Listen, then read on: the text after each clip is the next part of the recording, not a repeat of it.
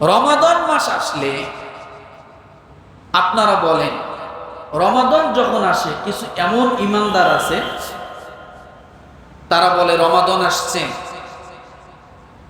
রমাদান এই এক মাস স্ত্রীর কাছে যাব না।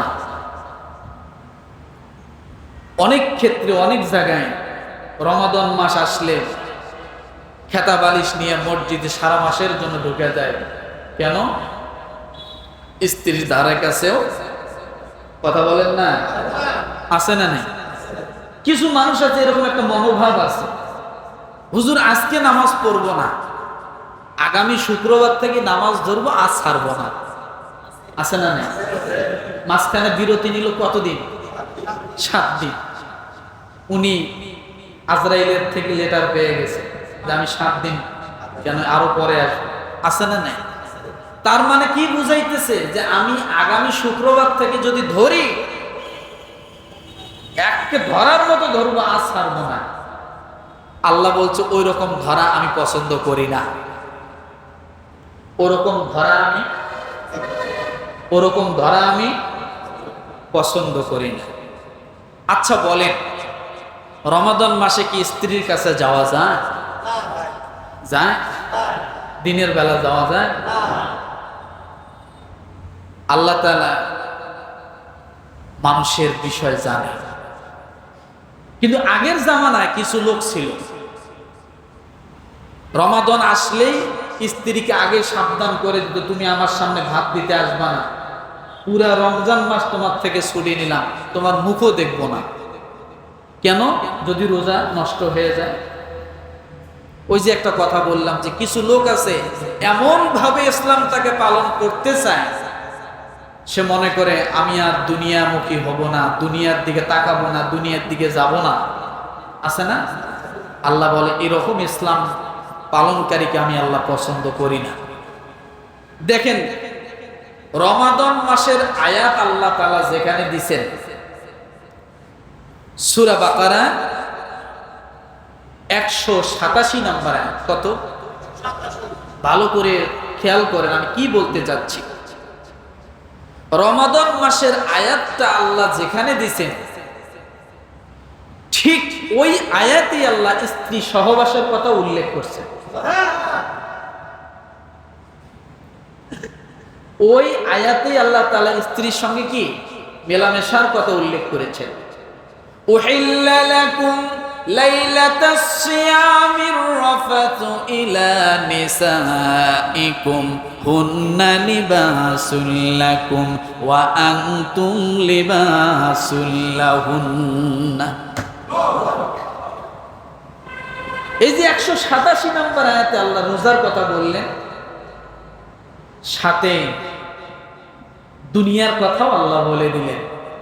রোজা যেমন আখিরাত, আমার জন্য আর তোমার জন্য তোমার স্ত্রী, সুবহানাল্লাহ বলেন, আমার ইবাদত করবে দিনে, তোমার জৈবিক চাহিদা মিঠার জন্য, স্বস্তি ফেরানোর জন্য, শান্তি ফেরানোর জন্য আমি আল্লাহ তোমাকে রাতটা দিয়ে দিলাম।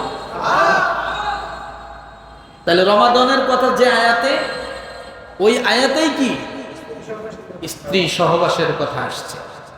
চিন্তা করছেন আমরা হলে কত বড় হুজুর, না বাবা এটা করা যাবে না, ওটা করা যাবে না, এই করবো না, সেই করবো না, তাই না? আল্লাহ তাআলা এই বিধান দিলেন। কুরবানির কথা যেখানে আসছে, গরু জবাইয়ের কথা, আল্লাহ ওই আয়াতেই পরক্ষণে আবার বলছে ওই গোশত তোমরা খেয়ে ফেলো। জবাই করা পর্যন্ত আমার ইবাদত, জবাই করা শেষ, ছাল চামড়া হাড় হাড্ডি ফেফড়া কলজেম মগজ সব তোমার, ওটা এখন তুমি খেয়ে ফেলো। আল্লাহর হুকুমগুলো দেখেন। নাকি কোরবানির পশু একেবারে জবাই করার পরে আর খাওয়া যাবে না? আল্লাহ বলল জবাই পর্যন্ত আমার হুকুম, জবাই শেষ তুমি সব খাইয়ে দিও, ওটা তোমার। তাহলে ফিদ দুনিয়া ওয়াল আখিরাহ, আখিরাত হলো অতটুক, জবাই পর্যন্ত আখিরাত, জবাই শেষ এখন আপনার জন্য ওটা হালাল দুনিয়া হয়ে গেল। আপনি খান, মানুষকে দেন, ফ্রিজে রাখেন, যা মনে চায় আপনি তাই করেন। এইভাবে আল্লাহ তাআলা ইবাদতগুলোকে সমন্বয় করেছেন। আপনি বলবেন যে আখিরাত করতে করতে শেষ হয়ে গেলাম, আল্লাহ বলেন না, এই অভিযোগ তুমি করতে পারবে না। রমাদানের দিনটা শুধু আমাকে দাও, পুরা রাতটা তুমি তোমার জন্য নিয়ে নাও। ইলা নিসাইকুম হুন্না লিবাসুল লাকুম ওয়া আনতুম লিবাসুল লাহুন। আল্লাহ বলেন বান্দারে, সংকীর্ণতা আসে, সংকোচ আসে তোমার ভিতরে, কিন্তু আমি আল্লাহ তাআলা কি ওয়াজ করে দিলাম, দেখো তোমার স্ত্রী তোমার গায়ের জামার মতো। এই জামাটা যখন গায়ে দিয়েছ, এই জামাটা তোমার শরীর থেকে যেমন আলাদা না, আমি আল্লাহ তাআলা তোমার স্ত্রীকে তোমার থেকে আমি আল্লাহ আলাদা করি না। হুন্না লিবাসুল লাকুম, স্ত্রী তোমার পোশাক, ওয়া আনতুম লিবাসুল লাহুন্না, তুমি তোমার স্ত্রীর পোশাক। তুমি তোমার স্ত্রীর পোশাক। কেন আল্লাহ কথা বললেন? আপনি রমজান মাসে চিন্তা করবেন স্ত্রী যে বিছনায় শুবে ওই বিছনাতেই শুব না। আল্লাহ বলেন না, যদি তুমি বিছনাতে না শো, তোমার গায়ের গেঞ্জিটা যেমন তোমার গা থেকে আলাদা করতে পারতেছো না, গায়ের চামড়া যেমন তোমার থেকে আলাদা করতে পারছো না, তোমার স্ত্রীটাকে তুমি আলাদা করতে পারো না। আমি আল্লাহ পোশাক বানায় দিয়েছি তোমার জন্য। তাহলে ফিদ দুনিয়া ওয়াল আখিরাত, দুনিয়া আছে, আখিরাতও আছে। কতক্ষণ পর্যন্ত? আল্লাহ পুরো রাত ফজর পর্যন্ত দিছে।